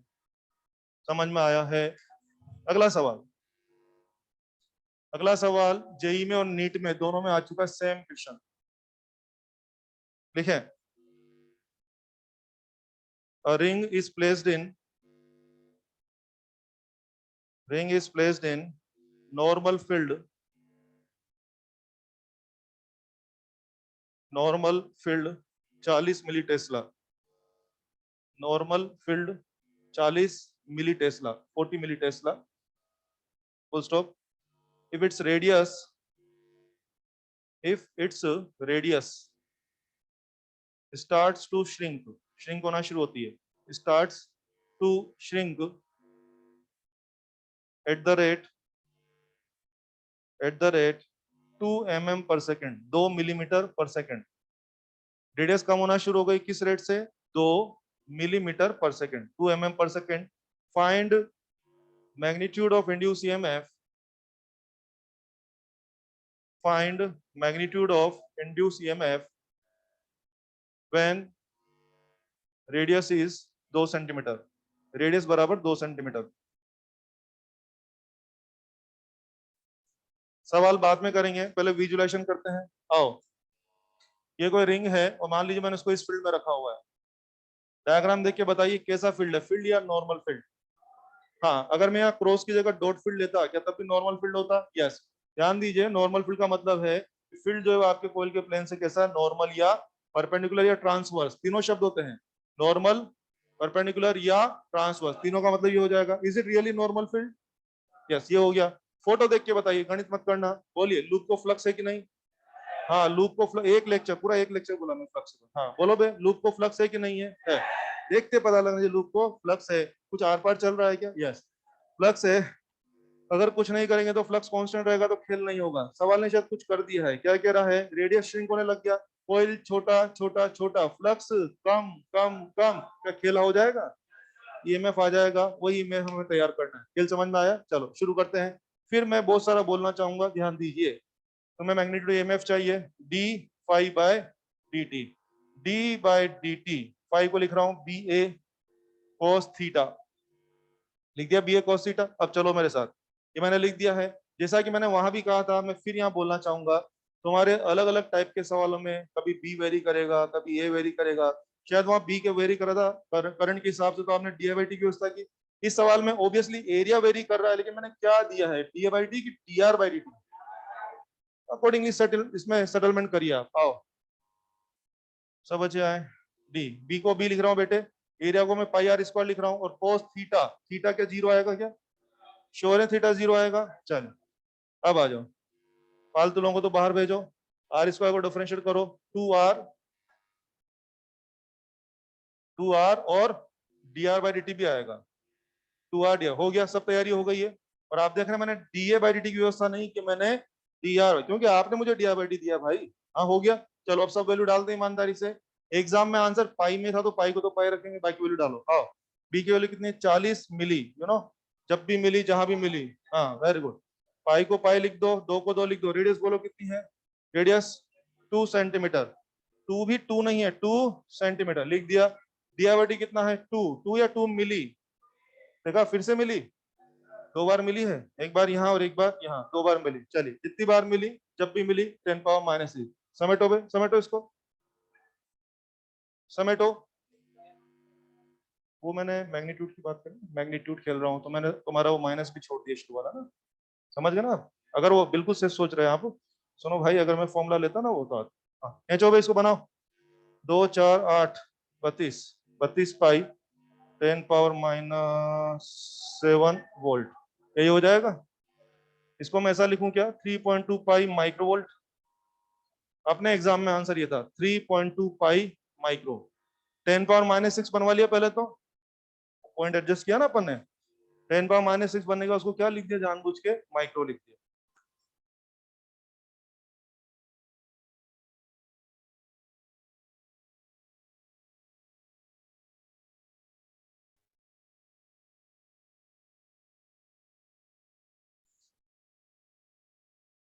कोई क्वेश्चन तो पूछे। चलिए हम लोग न्यूमेरिकल की सफिशिएंट प्रैक्टिस कर चुके हैं, अब हम चीजों को आगे बढ़ाएंगे। आज मैंने आपसे पूछा ईएमएफ बताइए, तो आपने आंसर बता दिया। अगर मैं कहता कि रेजिस्टेंस इतना है, करंट बताइए, क्या एक कदम और आगे चले जाते? ईएमएफ में रेजिस्टेंस का डिवाइड कर दो तो करंट भी आ जाता। इतना आसानी से आपको काम करना पड़ेगा। आई थिंक सब सवालों को देखने के बाद आपको समझ में आ गया होगा। मैं फिर बोल देता हूँ, कभी बी वेरी करेगा, कभी एरिया, कभी करंट, कभी रेडियस। सवाल को पढ़ के समझ के अकॉर्डिंगली सेटलमेंट करना है। आप देख रहे हैं यहाँ पे मैंने डी आई बाई टी की व्यवस्था की, यहाँ पर मैंने डी आर बाई टी, ये सब हो जाएगा। ये सब न्यूमेरिकल खत्म करते हैं। मैंने आपको सभी प्रोफाइल के सिंपल सभी क्वेश्चन मैंने आपको करा दिए हैं। अब चीजों को आगे बढ़ाएंगे। अब मेरी बात को ध्यान से सुने। तुम देख रहे थे सवाल कर रहे तो आंसर कैसे आते हैं? पॉजिटिव नेगेटिव और सब तरह के आते हैं, सब तरह के आते हैं, सब तरह के आते हैं। मान लीजिए कोई सवाल आपने किया, मान लीजिए करंट आया +2 एम्पियर, और मान लीजिए कोई दूसरे सवाल में करंट आया मान लीजिए -3 एम्पियर। कोई मुझे कहेगा, बोले साहब ये प्लस और माइनस करंट आया है, क्या इसका मतलब क्लॉकवाइज एंटीक्लॉकवाइज है क्या? कुछ भी नहीं है। यस, मुझे आपसे कहना है मैथमेटिकली वॉट एवर प्लस और minus you are getting here, वो मुझे एग्जैक्टली क्लॉकवाइज या एंटीक्लॉकवाइज की कोई जानकारी नहीं देता है। ये सिर्फ लेंस की बात जो सिंबॉलिक चल रही थी, उसको रिप्रेजेंट करने का तरीका मात्र है।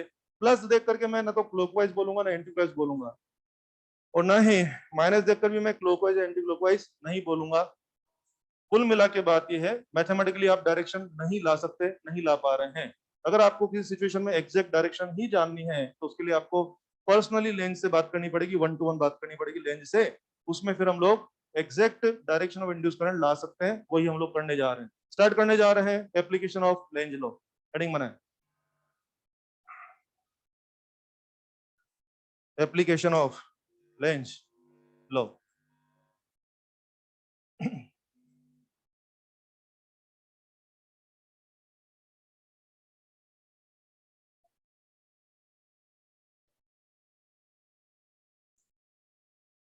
शुरुआत करने के लिए मैं कुछ सिखा दूं आप लोगों को, यहाँ पर मुझे बहुत फ्रिक्वेंटली यूज करना पड़ेगा।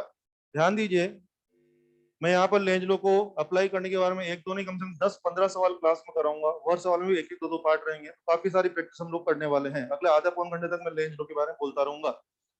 मुझे जिन चीजों की जरूरत पड़ेगी मैं आपको रिफ्रेश कराता हूँ, आपको आती भी है फिर भी सुने। लेंज ने मेरे को एक ही बात बोला, देख भाई जो भी हो रहा है उसका अपोज करना है, जो भी हो रहा है उसका अपोज करना है। अपोज मतलब अपोज, कुछ चीज बढ़ रही है तो कम करो, कुछ चीज कम हो रही है तो बढ़ाओ, कोई पास आ रहा है तो भगाओ, कोई दूर जा रहा है तो पकड़ो उसको। सुन लिया आपने? दिमाग नहीं लगाना है कि अच्छा काम हो रहा है कि बुरा काम हो रहा है। उन्होंने बोला है कि जो भी हो रहा है उसका अपोज करना है। जैसे पॉलिटिकल पार्टीज होती है ना, कोई पॉलिटिकल पार्टी अगर कोई पॉलिसी लाते हैं तो दूसरा उसका अपोज करता है ना, वो पढ़ते भी नहीं उस पॉलिसी को। ऐसा नहीं पढ़ने के बाद अपोज करते, बिना पढ़े क्या बोलते, नहीं नहीं खराब है, तो होता है कि नहीं होता है।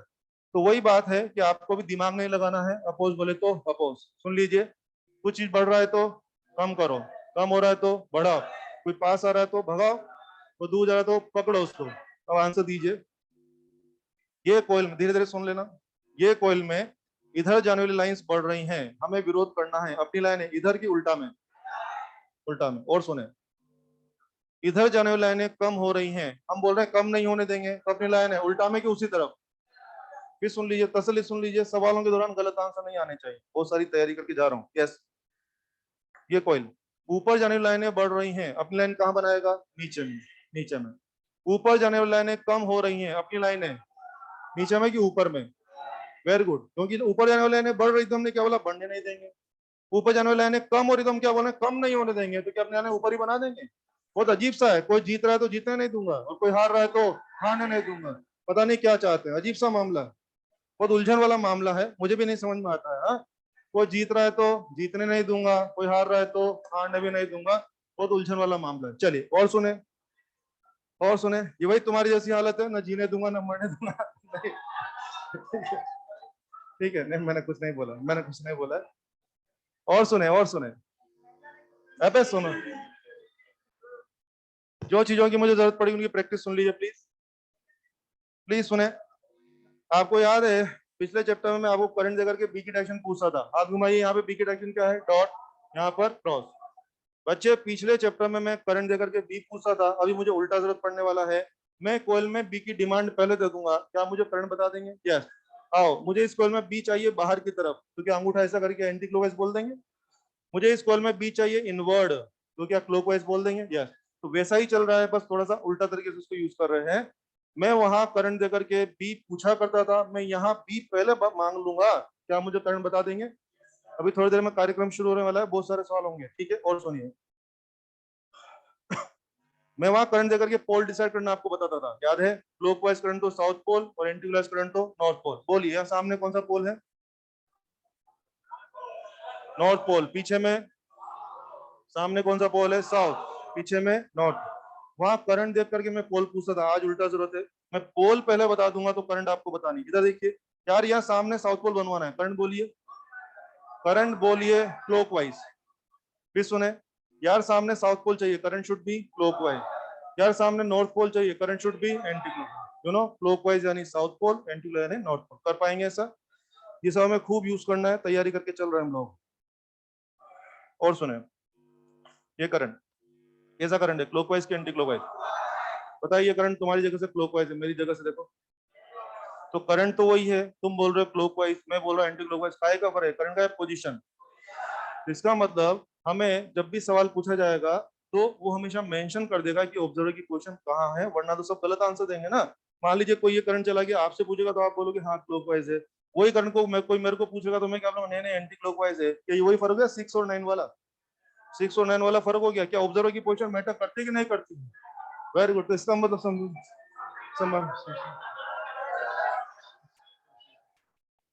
हमेशा तुम भावुक हो जाते हो। कोई बात नहीं, 2-4 दिन की और बात है, फिर तुम ठिकाने पे आ जाओ। अभी तुम्हारा अलग मूड में तुम चल रहे हो। सुनो भाई, तो ऑब्जर्वर की पोजीशन जरूर दे दी जाएगी, उस ऑब्जर्वर की पोजीशन के हिसाब से फिर आपको आंसर देना पड़ेगा। जैसे कि सुने, सुने सुने, जैसे मान लीजिए कोयल है, हमें इंड्यूस करंट पूछेगा तो ऑब्वियसली वो कहने के बता देगा, तो लैंग्वेज बता देगा कि ऑब्जर्वर इस कोयल के लेफ्ट साइड में है या ऑब्जर्वर कोयल के राइट साइड में है, या तो लैंग्वेज बता देगा, या फिर कहीं ना कहीं आपका फोटो बना देगा कि बोले कि आप इधर खड़े हो, समझे? देखा, पहचान लिया अपना फोटो, देखा कितना अच्छा लग रहा है, बोले हाँ यार। सुन लिया आपने? और सुन, सुने सुने सुने सुने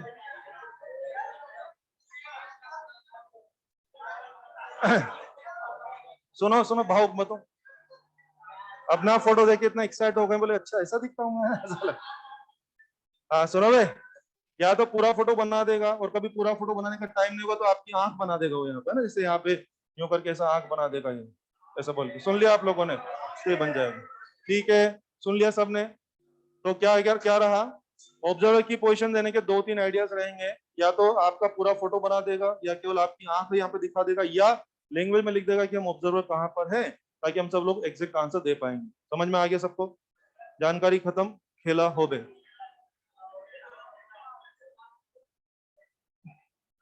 ये छपरा से बहुत आवाज आ रही है, बिहार से आजकल। हाँ, छपरा या मोतिहारी यही होता है ना उधर, छपरा या मोतिहारी है। चलो भाई, छोटी छोटी बातें करता हूँ। ट्यूशन शुरू कर रहे हैं और 8 10 15 स्टूडेंट डील करने वाले हैं। बनाते भी जाएं, प्लीज प्लीज बात नहीं करें, बनाते जाएं। और छोटी छोटी बातों को सुने ताकि गलतियां ना हो। काफी कुछ आपको आता भी होगा, मैं थोड़ा बोलता हूँ। सत्यनारायण है, कोयल है, और आप यहाँ खड़े खड़े तमाशा देख रहे हैं जैसे कि आपको आदत है। ठीक है, यस, शुरू करते हैं। यस, मुझे देख के बताइए, यस अभी फ्लक्स है कि नहीं?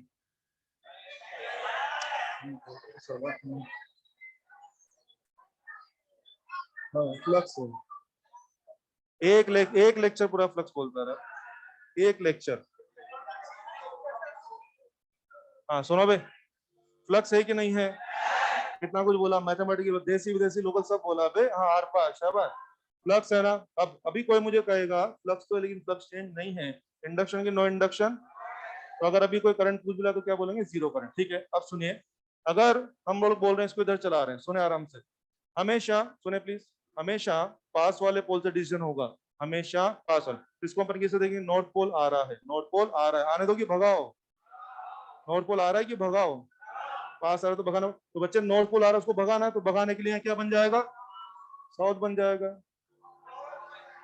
जहां तक मेरी जानकारी है सेम पोल रिपेल करते हैं, जहां तक मेरी जानकारी सेम पोल रिपेल करते हैं, अपोजिट जो अट्रैक्ट करते हैं। अभी आजकल ट्रेंड चेंज हो गया तो मुझे नहीं पता है। लोगों का टेस्ट बदल रहा है आजकल, मुझे नहीं पता। नहीं नहीं, मैं खुद बोल रहा हूँ। अरे तुम्हारी सब नहीं नहीं, तुम सुनो बे, चुप चुप चुप, सुनो सुनो सुनो, हमेशा सुने, हमेशा पास वाले पोल से डिसीजन होगा। नॉर्थ पोल पास आ रहा है तो आने दें कि भगाओ? भगाओ। तो बच्चे नॉर्थ को रिपेल करने के लिए नॉर्थ, और यहाँ नॉर्थ बनेगा तो यहाँ क्या बनेगा? साउथ। तो जहां अपन खड़े हुआ साउथ बोले तो क्लॉकवाइज। इंड्यूस करंट कैसा हो जाएगा यहाँ पे? क्लॉकवाइज। अगर इसी सीन में हम यहाँ खड़े होते तो क्या एंटी क्लॉकवाइज हो जाता? यस। फिलहाल क्या बोलना है? क्लॉकवाइज। और सुने, ये साउथ पोल, नॉर्थ पोल, और ये इस तरह से, और वही आप तमाशा देख रहे हैं जैसे कि आपको आदत है। अब ध्यान दीजिए, मैग्नेट उधर जा रहा है तो दोनों पोल नहीं सोचना है, हमेशा हमेशा पास वाले पोल से डिसीजन लेना है। क्या समझे इसको? नॉर्थ पोल आ रहा है कि जा रहा है? नॉर्थ पोल जा रहा है, जानते कि पकड़ो उसको, नॉर्थ को पकड़ने के लिए साउथ। बोलिए क्या एंटी क्लॉकवाइज? बहुत बड़ी, लिख दीजिए, induce current will be anti clockwise. तो बड़े आसानी से डिसीजन लेना है, पास वाले पोल से डिसीजन लेना है। नोटिस करो कि वो आ रहा है कि जा रहा है, अकॉर्डिंगली सेम पोल रिपेल करते हैं और अपोजिट पोल तो अट्रैक्ट करते हैं। अभी का जो भी चल रहा है हमें नहीं पता, पुराने ट्रेंड के हिसाब से आंसर लेना है। ठीक है, अभी लोगों का टेस्ट बदल रहा है आजकल। चलिए,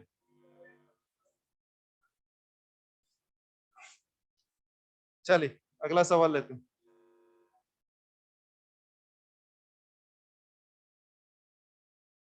एक वायर है, बगल में एक लूप रखा हुआ है, सिर्फ फोटो देख के बोलिए लूप को फ्लक्स है कि नहीं? वेरिएबल की कांस्टेंट, कांस्टेंट। अभी कुछ भी नहीं करें तो कांस्टेंट, कांस्टेंट तो खेला कि नो खेला? अभी मुझे कहना है फाइल लूप, लूप का फ्लक्स अभी कैसा बेटे? क्या क्रॉस हो रहा होगा? है ना, क्रॉस फ्लक्स है। वेरिएबल की कांस्टेंट, कांस्टेंट है, और अभी नो ईएमआई, इसमें अभी ईएमआई नहीं हो रहा है। अब सुने, फर्स्ट सवाल करेंगे तरह तरह के। अब आज ये तो मैंने अभी बोला है कि आपको इनवर्ट फ्लक्स है और अभी कोई खेल नहीं हो रहा है।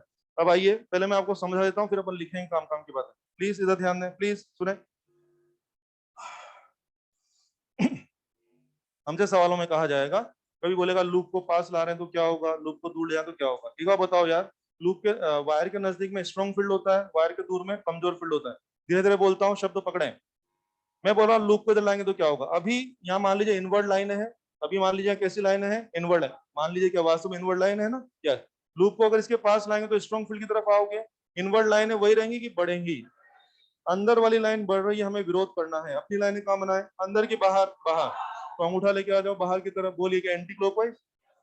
और सुनिए, अभी फ्लक्स अंदर की तरफ है, मुझे बोल रहा है कि लूप को दूर ले जाएंगे, लूप को दूर ले जाएंगे। लूप को दूर ले जाओगे तो बोलिए अंदर वाली लाइनें वह रहेंगी या कम होंगी। अंदर वाली लाइंस कम हो रही, हम बोल रहे हैं कि विरोध करेंगे, तो अपनी लाइनें कहाँ बनाए, बाहर ही अंदर, बाहर बनाए कि अंदर, अपनी लाइनें कहाँ बनाए। यस यस आप बताएं, अपनी लाइनें कहाँ बनाए, बाहर या अंदर, अंदर। वेरी गुड, अपनी लाइनें अंदर बनेंगी, क्या करंट क्लॉकवाइज हो जाएगा। तसल्ली सोच लो, अगर आप इसको दूर ले जाएंगे तो इनवर्ट फ्लक्स कम होता जाएगा। अंदर वाली लाइनें कम हो रही है तो हमें विरोध करना है, तो अपनी लाइनें कहाँ बनाएंगे, अंदर, अंदर बोले तो यूं, क्या क्लॉकवाइज हो जाएगा। यस, मैं लिख के देता हूँ। जैसे मान लीजिए ये करंट था और ये था लूप, और इसको हम ऐसा ला रहे हैं, तो आप इसमें यूं समझ लें, फाई क्रॉस था जो कि बढ़ेगा, इसलिए phi induced that will be dot, I induced that will be anti clockwise. देखो इस तरह एक्सप्लेनेशन समझ में आ जाएगा क्या, ये सब समझ में आ जाएगा। फ्लक्स क्रॉस था जो बढ़ रहा है, इसलिए इंड्यूस फ्लक्स कैसा बना लिया, डॉट, इसलिए इंड्यूस करंट कैसा आ गया, एंटी क्लॉक वाइज। पता लग रहा है क्या। और देखिए सेकंड, ये लो, मुझे कह रहा है कि लूप को दूर ले जा रहे हैं, लूप को दूर ले जाए, आओ विचार करके लिख देता हूं मैं यहाँ। फ्लक्स दैट वाज क्रॉस क्या कम होता जाएगा, इसलिए इंड्यूस फ्लक्स भी कैसा बना है, cross, I induce will be clock wise.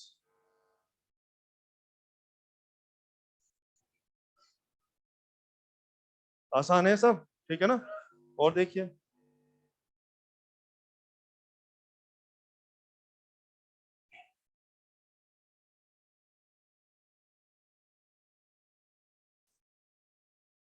चलो इसी में बढ़ा देता हूँ, और सुनो, नया सवाल की वजह इसमें बढ़ा देता हूँ। चलो आओ। यस, मुझे क्या बोल रहा है कि इफ वायर इज इंक्रीज। चलो मेरी हेल्प करो सब लोग, इधर आओ पहले प्लीज, प्लीज इधर देखिए। यस, ये सीन है, मुझे बताइए अभी लूप को फ्लक्स है कि नहीं, कैसा फ्लक्स है, अंदर है ना। माय क्वेश्चन इज, अगर वायर की करंट को बढ़ाएंगे तो क्या होगा, वायर करंट बढ़ाएंगे तो क्या माहौल ज्यादा बनेगा, अंदर वाली लाइन बढ़ेंगी कि बढ़ेंगी। अंदर वाली लाइन बढ़ रही है, हमें विरोध करना है, अपनी लाइन अंदर बनाएगी बाहर, तो क्या अंगूठा बाहर, क्या एंटी क्लॉकवाइज। और सुनिए, अगर मैं तार के करंट को कम करूंगा तो अंदर वाली लाइनों में कमी आएगी, अपनी लाइनें कहाँ बनाए, अंदर, अंदर, क्या क्लॉकवाइज। क्या डिसीजन लेना आ रहा है, पीछे अच्छे से आ रहा है डिसीजन लेना। चलिए तो मैं लिख के देता हूँ, क्या लिखा मैंने, if I wire is increase, wire की करंट को बढ़ाएंगे तो, बोलो क्या फ्लक्स क्रॉस बढ़ेगा ना, फ्लक्स इंड्यूस्ड, क्या डॉट ना, आई इंड्यूस्ड एंटी क्लॉकवाइज, ये हो जाएगा। Fourth, if I wire decreased, I wire को क्या करने वाले हैं, डिक्रीज करने का सोच रहे हैं, करते हैं। फ्लक्स क्रॉस था, कम होने लगेगा, इंड्यूस भी क्रॉस बना लो, इंड्यूस भी क्लॉकवाइज हो जाएगा। ये सब अलग अलग क्वेश्चन है, मैंने जानबूझ के एक ही जगह तीन चार बातों को समेट दिया है। मुद्दा वो नहीं है, मुद्दा आपको तरह तरह के केसेस को हैंडल करना आना चाहिए। तो मैं फिर कहूंगा, इसमें ज्यादा कुछ है ही नहीं, एक ही बात है ना, विरोध करना है। कुछ बढ़ रहा है तो कम करो, कुछ कम हो रहा है तो बढ़ाओ, कोई पास आ रहा है तो भगाओ, कोई दूर जा रहा है तो उसको अट्रैक्ट करना पड़ेगा। इस तरह का बिहेवियर चल रहा है, तो उससे हम काम कर पा रहे हैं। आइए आगे बढ़े सभी जवान। 3 नंबर,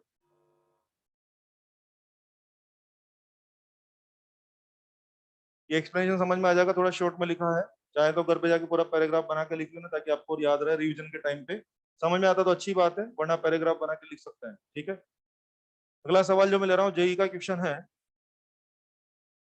एक लूप उन्होंने दिया है इस तरह का, और यहाँ पे फील्ड एकदम चकाचक फील्ड है, let this plate is x and this plate is y. एक कैपेसिटर है, उसकी दो प्लेटों का नाम क्या है, प्लेट एक्स और प्लेट वाई, उनका नाम है। लूप चकाचक दे दिया। चलो पहले सवाल समझ लो, फिर बाद में लिखेंगे हिसाब। बना लिया फोटो, प्लीज फोटो बना लीजिए एक बार जल्दी से, सब बच्चे फोटो बनाए। कहाँ हूँ? कहाँ पे भैया? ये वाला अंदर वाला फ्लक्स बढ़ रहा है ना, सॉरी, अंदर वाला फ्लक्स कम हो रहा है। अंदर वाला फ्लक्स कम हो रहा है तो हमें विरोध करना है। हम बोल रहे हैं कम नहीं होने देंगे, तो अपनी लाइनें कहाँ बनाए, बाहर या अंदर? अंदर? नहीं नहीं नहीं, आप गलत समझ, सुनो सुनो सुने, कोई बात नहीं। ये लूप है बेटे, कहा आप, ये लूप है।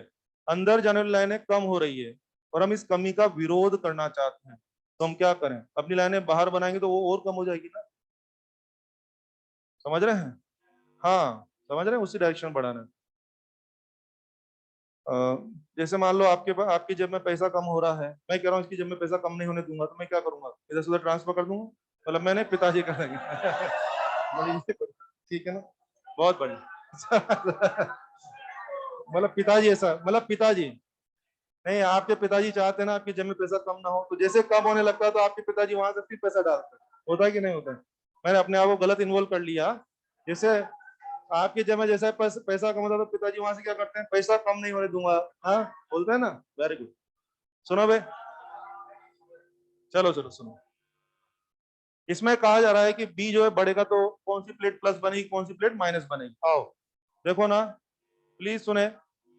बी बढ़ेगा, पहले हिसाब कर लें। इस लूप, यस आप ही बताएं। यस, इस लूप के साथ अभी कैसा फ्लक्स है, अंदर की तरफ फ्लक्स है, ठीक है। आप कह रहे हैं बी बढ़ाएंगे तो क्या अंदर वाली लाइनें बढ़ेंगी? तो अपनी लाइनें कहाँ बनाए, अंदर की बाहर, बाहर, बाहर, यानी यूं। क्या आई इंड्यूस यूं आ जाएगा? यस। सबसे पहली बात तो इंड्यूस करंट इसमें यूं आ जाएगा, इंड्यूस करंट यूं आ जाएगा। मैं लिख देता हूं एक बार, तो बी बढ़ रहा है तो फ्लक्स क्रॉस बढ़ेगा, flux induced that will be dot, I induced that will be anti clockwise. अब ध्यान से सुने कि आपने बोला है कि इंड्यूस करंट यूं आएगी, इंड्यूस करंट की मदद से क्या कैपेसिटर की चार्जिंग शुरू हो जाएगी? यस। मैंने जब कैपेसिटर पढ़ाया था, मैं याद दिलाता हूँ, इधर देखिए, ये कैपेसिटर बैटरी से जोड़ते थे, करंट यहाँ से निकल के जिसमें करंट एंटर होती थी वो प्लेट क्या बनती थी? प्लस। चार्जिंग पे जिस वाली प्लेट में करंट एंटर करती थी वो प्लेट क्या बनती थी? प्लस। आज इंडक्शन से करंट डेवलप हुई है, ये करंट जब तुम्हारे कैपेसिटर को चार्ज कर रही, तो जिस प्लेट में करंट एंटर कर रही है वो प्लेट में क्या बनना है? प्लस। That's it. क्या बोल दूं, y becomes positive and x becomes negative, बोल सकता है ना? यहां तक लिख लो, फिर मैं बोलता हूँ प्लीज। मैं लिखवाऊंगा इसके आगे,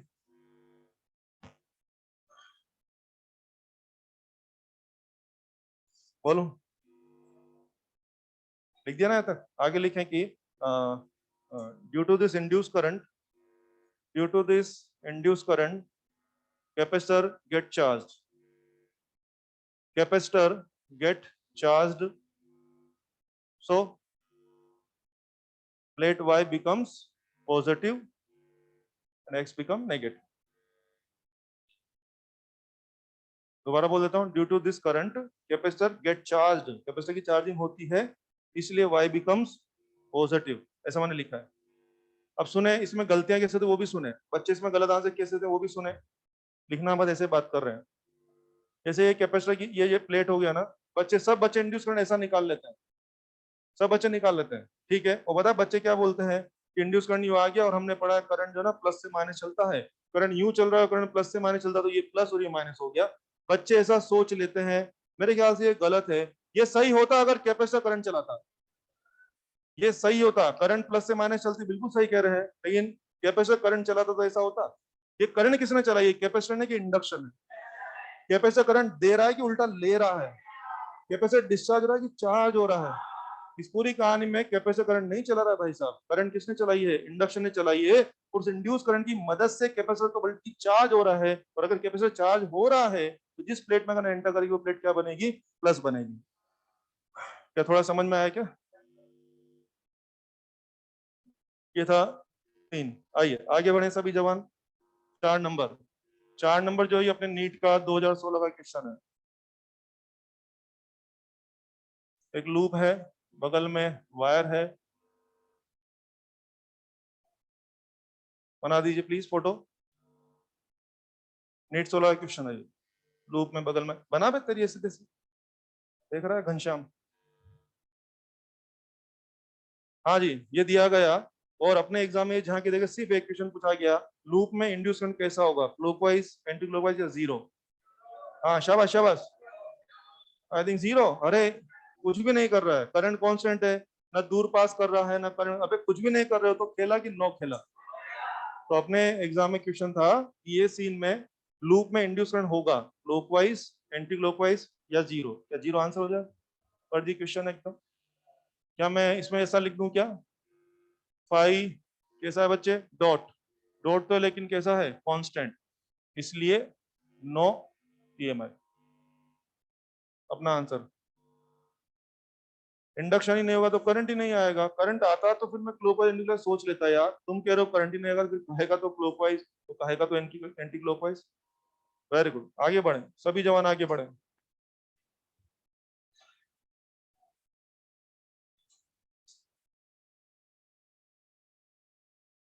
ये 1 इलेक्ट्रॉन, ये पॉइंट पी, जेई मेन का आया हुआ क्वेश्चन है ये।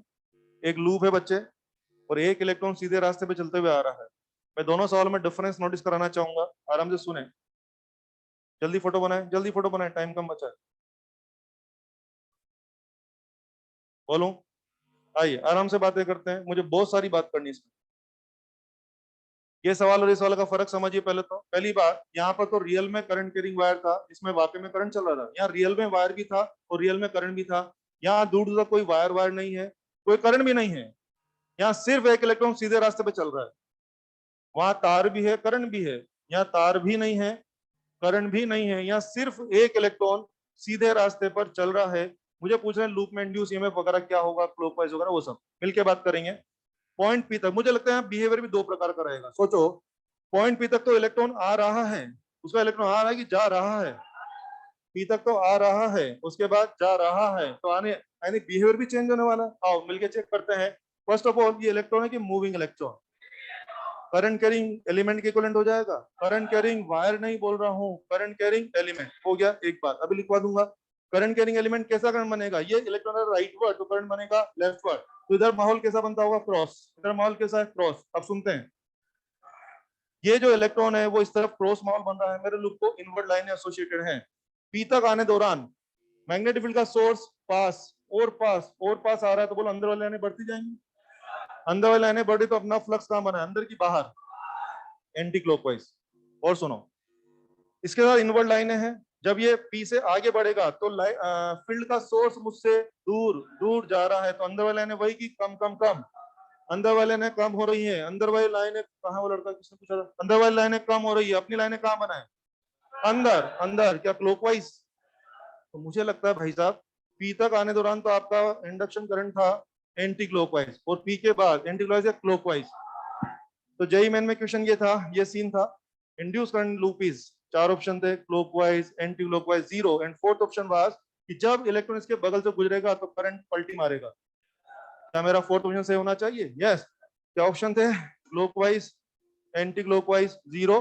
और चौथा ऑप्शन था कि जब इलेक्ट्रॉन लूप के बगल से गुजरेगा तो इंड्यूस करंट पलटी मारेगा। हाँ पलटी मार रहा है।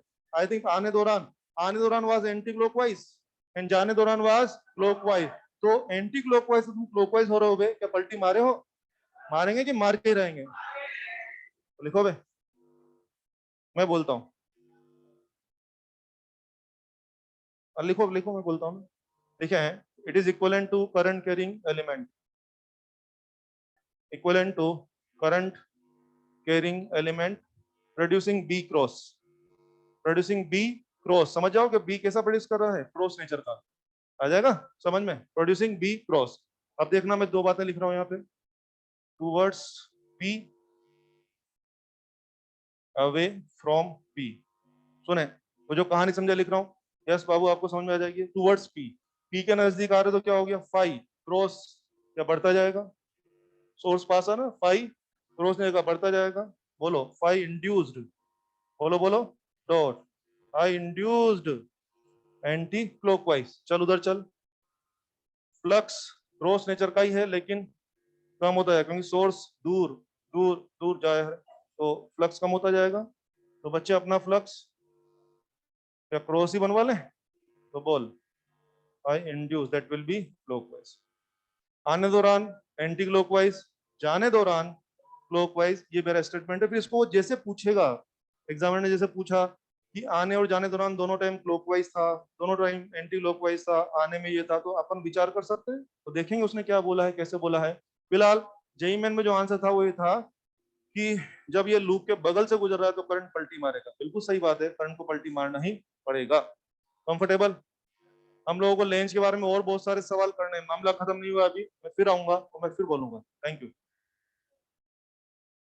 ये थोड़ा थोड़ा समझ में आ गया सबको, है ना? एकदम आसान है ये।